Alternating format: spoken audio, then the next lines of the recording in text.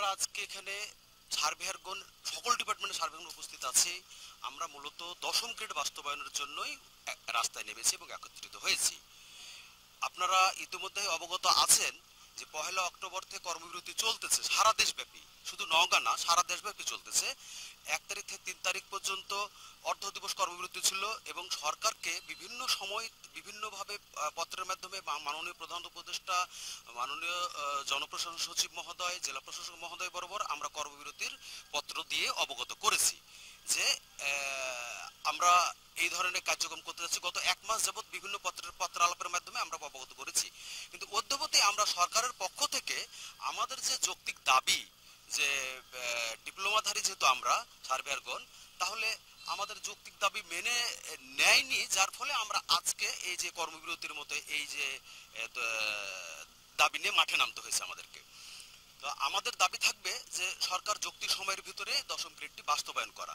কারণ বাংলাদেশ কারিগরি শিক্ষা বোর্ডের অধীনে অন্যান্য ডিপ্লোমারা যেমন 4 বছর ডিপ্লোমা করে থাকেন, 4 বছর মেয়াদী, সার্ভেয়াররাও 4 বছর মেয়াদী ডিপ্লোমা করে অন্যান্য ডিপার্টমেন্টে সব মানে ইঞ্জিনিয়ারিং ডিপার্টমেন্টে সহ ভূমি প্রশাসন সহ নানান ডিপার্টমেন্টে চাকরি করে থাকেন। আমাদের সাথে বারবার আশ্বস্ত করে বলা হয়েছে যে আপনাদের অধিকার, এটা আপনাদের দাবি না, অধিকার, কিন্তু এই অধিকারটা আজও বাস্তবায়ন করা হয়নি।